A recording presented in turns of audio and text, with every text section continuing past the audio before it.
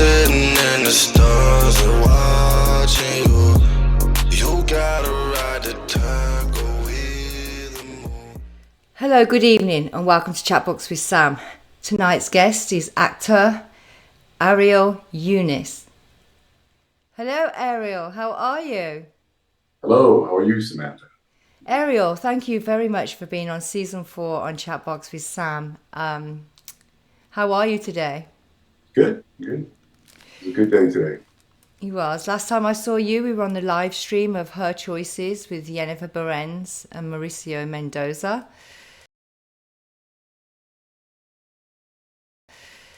And a few other people. We were crowdfunding for Her Choices, so you were casting that as well as your son Tony. So he got the role on there, right? And Mauricio and Jennifer are my friends. I've known him for years.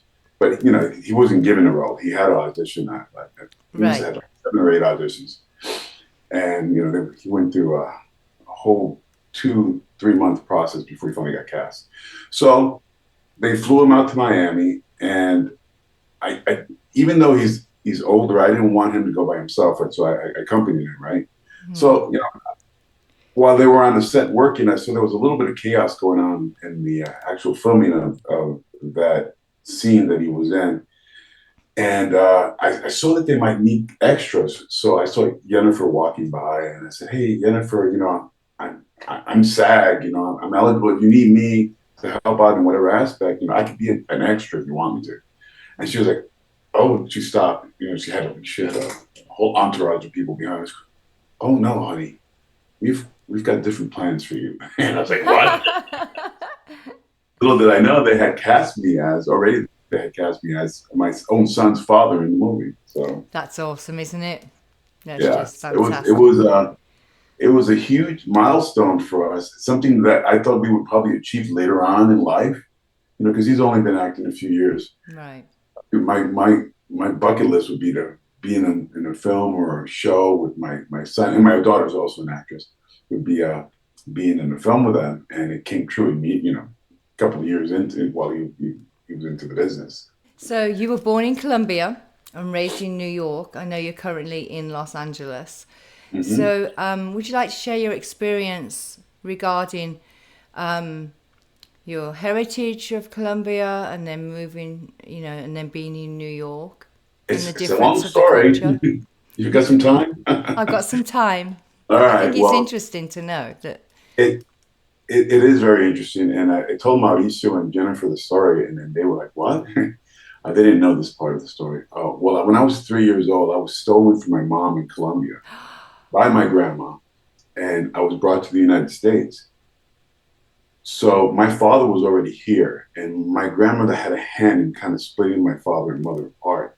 So she lied to my mom in Colombia and said she was going to bring her here eventually. Once she got here to the United States, she sort of flipped my dad off and took off on her own. And she didn't want to be any part of his life or his new marriage or anything like that. So she raised me on her own. So I was stolen from my mom.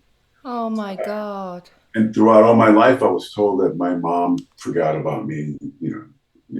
She lied to you. Yes, she lied to me, and then I moved out to LA when I got older, and during that time that I moved out to LA, my grandmother developed Alzheimer's. My father called me up and said, "Hey, we should put her in a home or something." And I said, no, let's just find a family member in Colombia. We'll pay them from over here and see what we'll take them on. This way she'll be amongst family.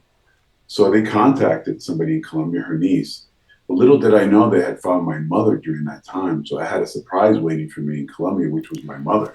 Oh my God, do I need the tissues? I'm a right empath. I cry at anything. Well, here's the situation now. So I got to New York. We made all the plans with my grandmother's niece, and that was during the time that American Airlines went on strike. So I had to wait for that strike to be over, and then there was problems with the government in Colombia right after the strike was over. So I spent 2 weeks in New York waiting to take her to Colombia because I was going to take her, not my dad. Yeah. And at the end of the 2 weeks, I went to go pick her up at her apartment with my dad in her apartment. And she's just holding on to the couch for dear life. And my father said to me, "Well, She doesn't want to go. And I was like, what? I just spent 2 weeks of my life out here, preparing to go to, I've never been to Colombia, as an adult. I was there as a child. And I got mad and I just got on the plane. So, but he didn't want to let her go and she didn't want to go. So we just squashed it. So by the time I got home, he had left me a message on my answer back in those days on the answering machine. He said, hey, call me immediately. And he told me that he didn't know, but there had been a surprise. This is Cha-Cha. Oh, look at the baby. He's so cute. But little did I know what had happened. He didn't know what had happened. So he goes, do you want her number? And I said, of course I want her number. And it took me a couple hours of courage, but then I finally called her. And then 2 weeks later, I was in Colombia. Oh. Yeah. And now it must have been a very powerful emotional reunion. Oh, you have no idea. Oh my gosh. Every Mother's Day, okay, put it this way. Every Mother's Day, every time it's right around the corner. I'm sorry. Yeah. So every Mother's Day. Can I cry with you? I didn't know my mom. So yeah, it's emotional for me. Did you forgive her, your mother? Did you forgive her? No, Not your mother, your grandmother. Did you forgive her? Oh, of course, yeah. Yeah, I forgave my grandmother. And another thing, too, I don't even know if she was my real blood grandmother because that's another story. In any case, to make it a happy ending, my mother's upstairs right now. She's upstairs with you in your house? She lives with us. Oh, that's awesome. God bless you. Yeah, so she's been living with us. My son's 22. So I remember I brought her to the States. My son was 8 months old. And I took my son and I put her in her arms and I said, here's your second chance to raise me. Oh my gosh. Hang on a minute. I need a minute. Poof. I didn't know I'm going to need tissues on this interview, but I think I do. I was very interested to know you've been an actor of 20 years. You're bilingual. Well, actually, I've been an actor longer than that. Oh, you have? Yeah. IMDb needs a shake-up. Well, that was my friend. My friend, he wrote that for me. So did he? So he only put 20 Sometimes it's years. I wasn't about, yeah. But I got into SAG in 1997. Oh, wow. First SAG role, yeah. Yeah. As you played Mike Connolly in Kevin Costner's Horizon. The one that's coming out in June, yeah. Mm-hmm. Number 1 and number 2, I'm in so far. Awesome. I don't know if I'm going to be in 3 and 4. Oh, you never know. You never know. You never know. He gave me a pretty decent role. Kevin Costner's I've heard he's a really nice gentleman. I know he was in Yellowstone. He's awesome. You want to hear my experience in that? Yes, I do. Please do tell. Okay. So I got an audition I didn't even know what the project was at the time. And I got an audition for Horizon. I should have done my homework. I should have checked out who the director was. Sometimes you get a bunch of auditions and you just try to get through as many as possible. You should, for all the actors out there listening, watching, read everything. read the director, everything. The producer, the casting director, everything on the sheet you possibly can. The more information you have, the more useful it is. But I did it that time. So I read for the role, and then it was a small role, a few lines, and then a couple of weeks later they said, the director would like you to read for this role. And I was like, okay, I'll read for that one. So I read for that one. And then about a week later, I said, hey, the director wants you to read for this one with an Irish brogue. Oh, wow. Irish, that's my family. Uh-huh. And then don't ask me to do it right now. I'm going to ask you to do it. Come on, me darling. You know you can do it. Oh, you still believe in leprechauns, do you? I certainly do. And a Guinness. No, I don't drink Guinness. And I thought that was kind of strange, right? Yeah. Because, I don't look Irish. And why would I? Oh, but I did it anyway. And at that time, I started researching what project I was really working on. And then right then when they gave me that audition, they said, the director wants to know if you can grow your beard as long as you can because we're going to put you in this movie. So then I did that audition. And then 2 weeks later, yeah, we want you to do this one with a Finnish accent. And I said, what? And then 2 weeks later, yeah, we want you to do this one with a Spaniard accent. And I said, okay. I had about 6 or 7 auditions, and then it's like they ghosted me. And I didn't hear anything back from them. So I called my agent and I said, hey, can you call them up and see what's going on? My beard's this long. And my beard was getting longer. I said, am I growing this for no reason at all? And at that point, I knew it was Kevin Costner. But I didn't know specifically ask me, he had told Cassie. I didn't know it was himself personally that wanted me to grow the beard. And she called Cassie, and Cassie said, yes, he's cast in the movie. We're just still trying to find a role for him. So they were trying to find a role for me all along. Baby. Yeah. So a couple of months later, I was on a plane going to Utah. Yeah. Oh my! Well, yeah, he does film out there. I was in Utah last December, I think. He goes there a lot filming. Yeah. Oh yeah, he wants to open up a studio over there. I think he's already open in the process. Yeah, I think it's in the process. Yeah. So when I got there, I hadn't met him. I hadn't met Kat. Everything was done on the phone. So I hadn't met anybody except for wardrobe and for makeup. And then I was driven up to the top of the mountain, like 10,000 feet up in the air. It looked like the Wild Wild West. And they put me at a cabin and said, wait here. And then I looked down on the field, and about 50 yards away, I see him talking to Jenna Malone and Mike Aragano. And then he looks up at me and he starts walking briskly, like, Ariel! I was nervous as heck. Yeah, I would be too. I'm in a scene with Jenna Malone and Mike. I hadn't read with him yet. I don't know anybody. I don't know Kevin, but he came up and he was so friendly. He's such a smart man because he made me feel comfortable immediately. I'm so glad you're here. You finally made it. I really apologize for everything I put you through. And I said, what? I said, what do you mean? He goes, all those auditions, I'm so sorry. But I knew I had to find a role for you, and doggone it, we found one. And at that moment, he just put me at complete ease. Oh, bless him. And then we started rehearsing our first scenes, and then I finished filming the first movie, right? And in the second movie, I have this monologue with Kevin. So that's the only role I have in the second movie. It's a nice, big, fat, juicy monologue. He has maybe 2 words he says, and I've got the gun on his chest. He's the fastest gun in the West. So in the interim, while they're switching the cameras around, he calls me, hey, come sit down over here, Ariel, by the fire. We were filming at night. And then I said to myself, you know what? I have to ask him. I'm going to ask him. And I turned to him and said, hey, Kevin, which one of my auditions sealed my role in this movie with you? He said, the first one. And I was like, what? He goes, yeah, I was prepared to give you each and every one of those roles. But every time that I was about to give you the roles, a name would come and take one of those roles from you. Oh. I'm not going to mention the name. I'm not going to mention the name. No, don't. Yeah. This is a huge name. He goes, yeah, and I was going to give you the role, ... but ... came, and he wanted that role. And I was like, at that point, I was completely flabbergasted. I was like, oh my goodness, he was going to give me a role that big? That's one of the leads of the movie. And I just looked off in his face, but he mistook it. He thought that I was crapped out, that I didn't get the role. And then he tapped me on my foot, my leg. He goes, are you okay? I said, yeah, I'm fine. He goes, and he mistook it that I was pissed off that he gave me. And then he goes, are you happy you're in the movie with me?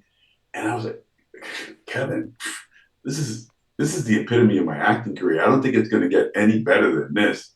Oh, and then he goes, don't worry. Wait till this movie comes out. It'll get better. Oh, and here you go. A sweetheart of a man. Yeah, I want to interview him too. And then Chatbox with Sam will grow, So that's awesome. That's absolutely fantastic. Because my show is about showing how we're familiar yet uniquely different, and showing that beyond the actor, there's a human being. Because especially on social media, I can see some actors like, why are you making that political opinion? You're an actor. You should stay in the movies. And it's so rude. So rude. And I'm like, these people are human beings. They're not allowed to have other interests. You Yes. know, so I want to show your interests, who you are, as well as the actor, the person behind the actor, the real person, you know? I mean, we Okay. can see your talent on screen, but they don't really know who you are Mhm. unless what you show. Saying about that, is there any part you've ever played where you could see your own personality within that role?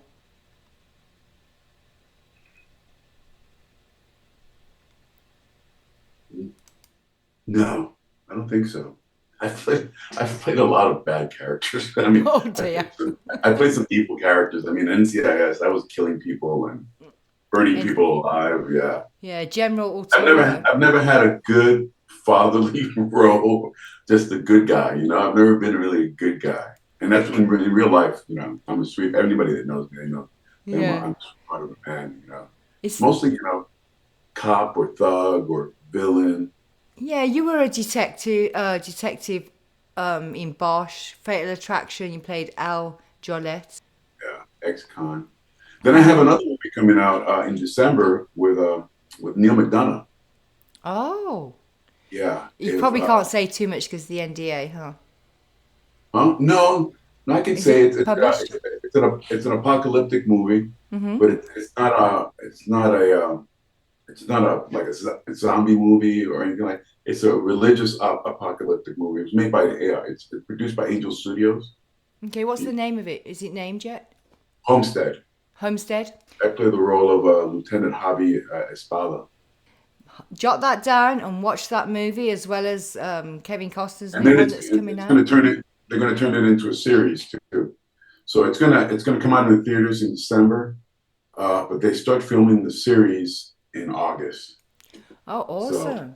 yeah. Do you know where So they're I gonna? play. Do you know are they gonna be Amazon, Netflix, Hulu, Stars? No, well, the movie's going straight to theaters, That's awesome. That's perfect. and but then I think it's gonna air on the first one. It's gonna air on Angel Studios via their app or their channel, and I don't know if it's gonna be sold to any other streaming services. Probably will. So you were also in Young and the Restless. Yeah. Can you share a little bit about that, Ariel? All right. All right. So okay, we're gonna start from the beginning. Okay. If you want me to talk about Young and the Restless, I I'm do. gonna start from the beginning. Okay. So growing up in New York, I always had an inkling that I wanted to become an actor. So, but when it was time for me to go to school, I approached everybody, my father, my friends, my family, and I told them what my interests were, what I was going to study in school. I was going to study theater. And everybody shut me down. Everybody completely shut me down. And go, what are you, an idiot? And then you're going to go to Hollywood and wait on tables? You know, nobody's going to hire you. And this is back in the 80s. Okay. Right. I love the 80s too, by the way. There's hardly any Hispanics on TV back then. You had, Chips. What's his name? You Eric had Estrada. Eric I was with Estrada. him last February at the Pensacon. He was such a lovely gentleman. Yeah, I auditioned against him years later. But okay, I digress again. So then Ricardo Montalban. So there wasn't really that many in Hollywood back in those days, and everybody just shot me down. And so I listened to everybody, and then I studied marketing. And then halfway through my marketing degree, a friend of mine called me up and said, "Hey, marketing salary for a student for a beginning salary back in those days was like $20,000 a year." Right. So my friend knew that, and he said, "Hey, why are you going to start off making $20,000 a year? You can make this much money working with me." So it was for the Health Insurance Corporation of America. And so halfway through my degree, I dropped out. I just got my associates. I went to work with him, and lo and behold, I was making the same amount of money that he told me I would make. Right. But then I got obsessed with surfing in New York, and Did you I say started surfing? surfing. Yeah, I love surfing. yeah. I like to watch it on the Venice Beach And in what? On Venice Beach in Los Angeles. Oh, The yeah. surfers. Yeah, I used to surf over there. And so I got obsessed with it. So I started taking surfing vacations, going out to Puerto Rico and California. And then eventually I just said, I can't have this job. I need a job where I'm flexible enough to travel. So I got a bartending job. And acting was not in the back of my mind anymore. I had completely forgotten about it. And so I vacationed out in California 3 times, and on the third time I was like, you know what? I was talking to my buddy in the water. I said, you know, John, I'm done with these vacations. Let's just move out here. And my Right. buddy, one-eyed John, because he had a glass eye. Sorry, I didn't mean to laugh. No, it's okay. It. When we first met, when he was 15 years old, he took his glass eye out without me knowing he had one eye and put it in his mouth. He goes, Ariel, check this out. Did you really? He's a cracker. So he doesn't care. He doesn't care that I call him My one-eyed granddad John. used to do that with his teeth. Yeah. So That's funny. before I knew it, I was living out in California, and then I decided to get a part-time job as a personal trainer and also bartending again because I wanted more time to surf. And this one guy approached me at the gym. His name is Don Phillips. He used to do casting for the Young and the Restless.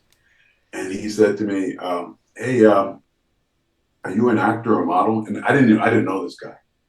And I was like, "No." And all of a sudden, the alarms went off in my head. This is a line. This guy's trying to come out of me or trying to steal my money. One of the two. So he gave me his number, and then he said, "Call me when I need somebody like you. I need a Latino model in the show. It's a day player. There's no dialogue, but you could be a model and we pay you." And I was like, okay. So I put the number in my pocket and forgot about it because I didn't believe this guy.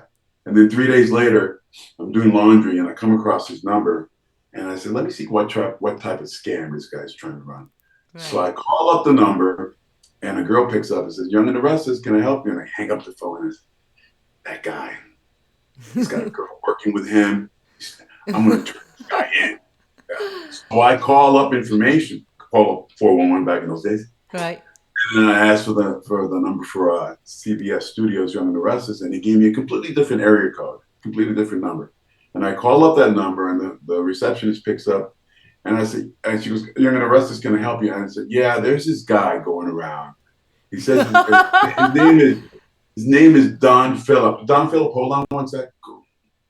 And I was like, "What?" A few minutes later, not even half a minute later, he picks up, "Don Phillip, can I help you?" What? This is for real. Isn't that, yeah, because there is a lot of scam. You were lucky. You have to be in the right place at the right time, I guess, with that situation.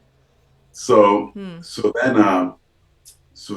2 hours later, I got enough courage to call him up. And he was kind of upset at me. He goes, "Where have you been? I've been need to cast this immediately. You need to get down to the studios right now." So I get down to the studios. He explains to me what the role is. He walks me around the studio, introducing me to all the contract players, the actors, blah, blah, blah. And I'm completely mesmerized. And he goes, "Well, can I expect you tomorrow morning? We need you tomorrow morning. Can you work?" And I was like, "Okay." Well, the next day I went there and I did my little spiel. And then he said to me, after the day was done, he goes, "Hey, if you did a good job, if you want to keep coming back and doing a little bit of extra work, it pays this much money. I know you just moved out here. He already knew about me. I go, "No, you just moved out here. You get to meet girls." I said, I'm in. You got me hooked. But please do me a favor and don't tell anybody how you got on this show, because there's a lot of jealous actors that you're going to be working with that you just shouldn't say this stuff to." And I said, "Sure." And for 6 months, I flew under the radar until they paired me up with this one girl her name is Michelle Boudreau. And she was like just talking my ear off, and then finally I just blurted out, "Look, I'm not an actor. I'm just doing this for fun and to meet girls and make a little extra change." Oh my gosh. She got taken aback. She was like, "You're not an actor?" And I said, "No, I'm not." And I said, "Oh crap, I messed up." And then she said to me, "Well, you should be." And I said, "Huh?" And she goes, "I'm going to hook you up with my agent." And I said, "What?" "Yeah, I'm going to hook you up with my agent. I'm going to set you up with an appointment." And she hooked me up with my first agent. So that's the key, getting an agent, a good one. Yes. And that's how I got started in the business. Yeah. And then, of course, I had worked Young and the Restless so much as an extra. Eventually, they gave me a speaking role and took off from there. That's awesome. If you were going to inspire the younger generation, what would be your main focus? Words of advice to give my younger generation that are aspiring to become actors, or just in life? Whatever you choose to answer. That's up to you, sir. Well, I've learned by my mistakes. Okay, one of the mistakes I've learned is everybody has a ceiling, a certain ceiling of what they can see or what they can aspire in their life. That's their ceiling. And when I wanted to pursue this career that I have now, that I'm doing well in, everybody's ceiling prevented me from seeing further past their ceilings, because they felt that if they couldn't pass that ceiling, then I couldn't either. So my word of advice to the younger generation is, if you're going to seek advice from people who have no ceiling. And if you can't find people with no ceiling, then don't have a ceiling yourself. I've never heard that before. Yeah. That's a really good perspective of, yeah. You can apply that to anything in life. Yeah. Whether it's career, whether it's relationships, whether it's living life, you know. Yeah. I suppose that ceiling falls in the lines of expectation, right? We're all bombarded. We're bombarded every day by what our friends and our family feed into us. Yeah. And, you know, not all of us are lucky to be surrounded by a good, positive group of people. You know, sometimes we're surrounded by people that are not so positive, that are It's negative. life, isn't it, unfortunately? Yeah. So don't pay attention to those people. Keep Right. pushing forward. Look past their ceiling, and the sky's no limit. I grew up playing piano, learning piano as a kid. My grandmother. Beautiful. Yeah, that was one of my first performances as a kid. I played piano. I was 11 years old. I played piano at Carnegie Recital Hall. I had to play the electric organ. Amazing Grace was mine. My grandmother. I know. I want my daughter to learn those songs. Yeah.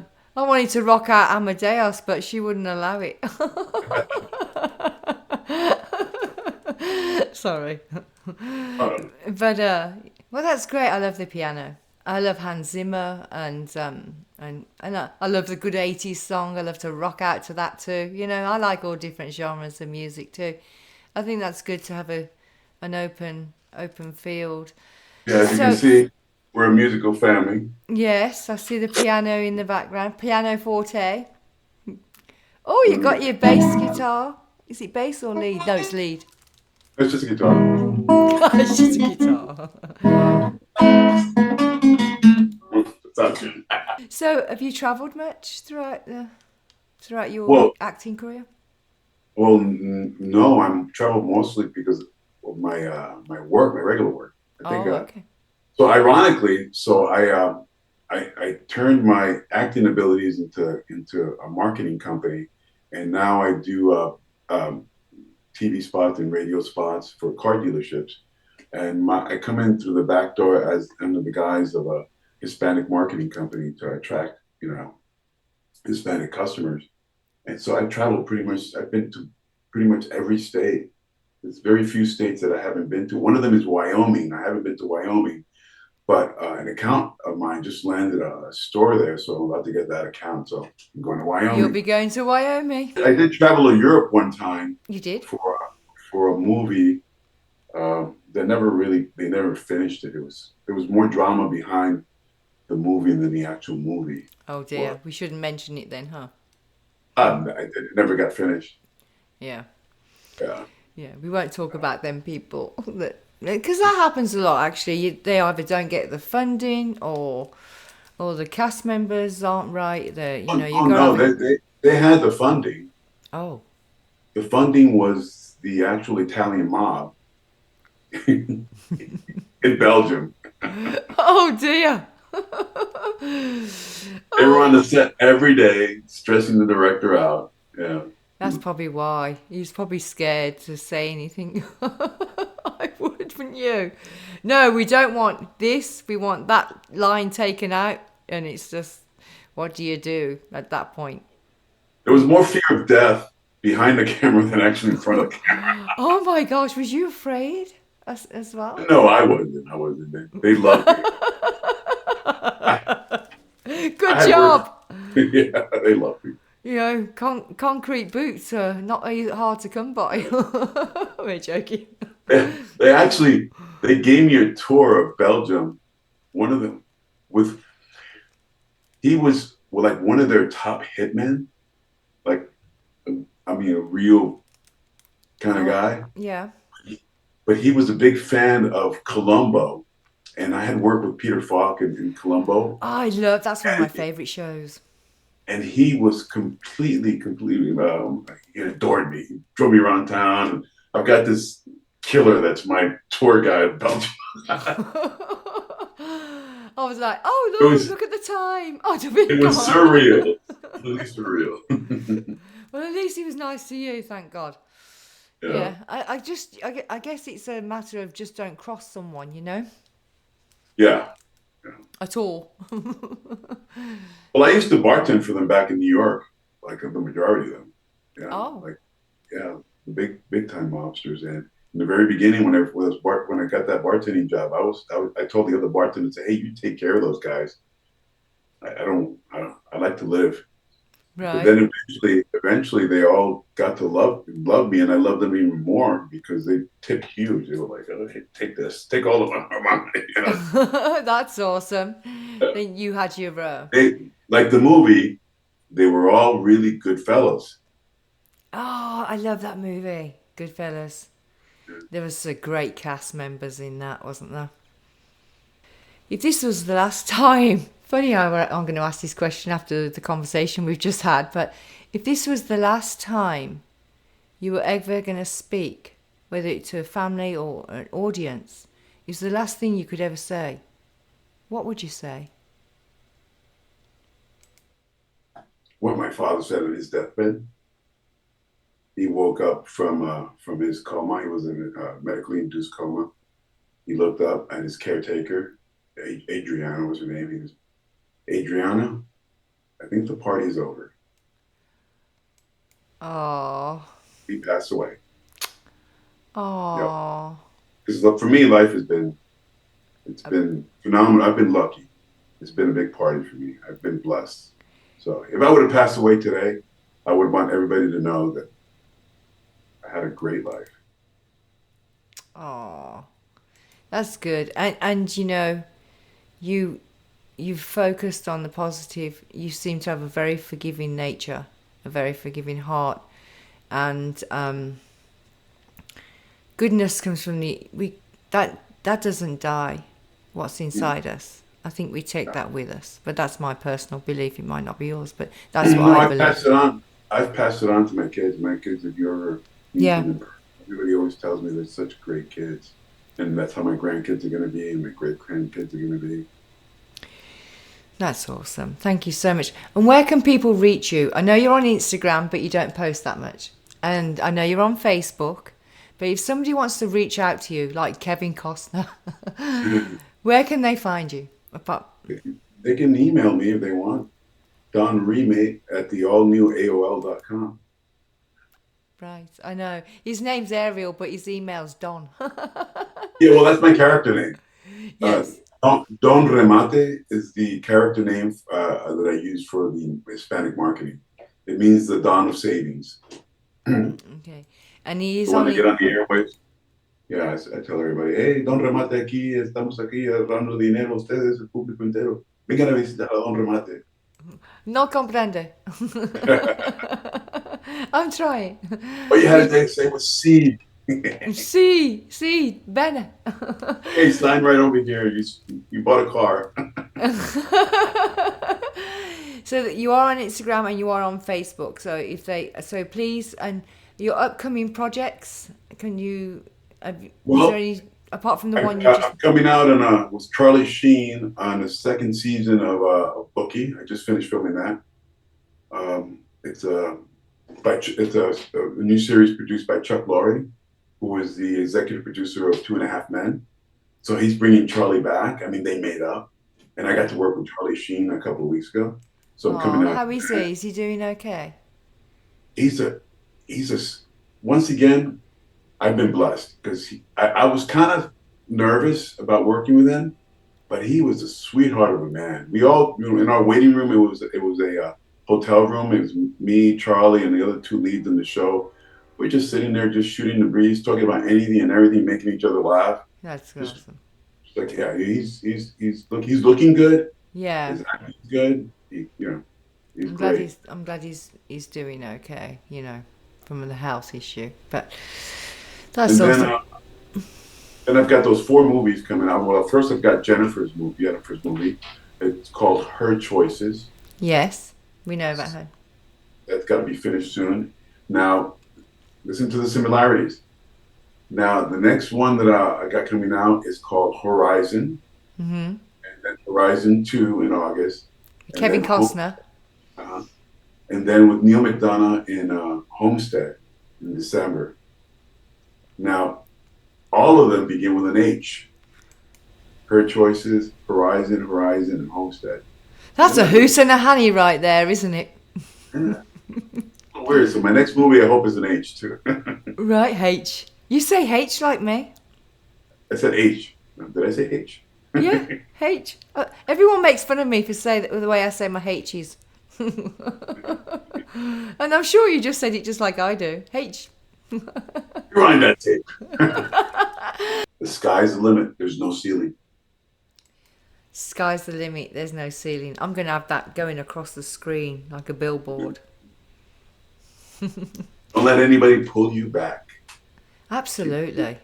Absolutely. I think that's fantastic. And I've really enjoyed interviewing you, Ariel. You've been amazing.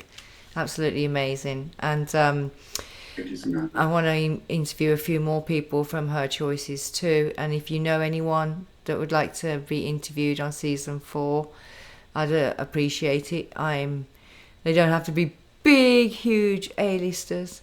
But if you can get Kevin Costner, that's awesome. If you can't, it's all right. So people are looking for you. They can see you on IMDb, Facebook, Instagram, and you've give your email, which I will put across the screen also. So thank you so much for giving me your time on Friday evening. Thank you, Samantha, for having me. You're welcome. Stay tuned for the sneak peek from next week's episode with actor Ryan Begay. Hello, Ryan. Please introduce yourself. Hello. Hello,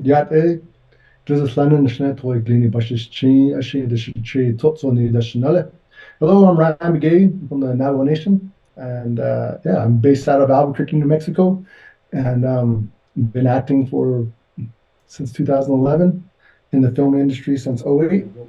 And I love it. Who we are. That's awesome. And our nation is all around the Four Corners area: Arizona, New Mexico, Utah, that whole space there. And then he said, okay, well, then let's get on set. And we get on set and we do this scene. And the clapboard goes. And I get in my mode. And the scene starts. And I look up and I'm like, oh, damn. That's freaking Kevin Costner. And I'm like, oh, He's like, oh my God. And right away, that first, and then he comes and sits down. We do a scene together in water. And Lily was great because it was like the first night I got there. They'd been shooting probably like a week before already, or a few days. And I got in there and like we play a brother and sister role. Mm-hmm. And it was really interesting because like we hit it off right away and like got right into it. I've lost your audio. No, I'm still thinking. Oh, that's not much left. We'll have to keep that. I was trying to be like, oh, the last thing I'm going to say is this. I'm a bright star in the nighttime.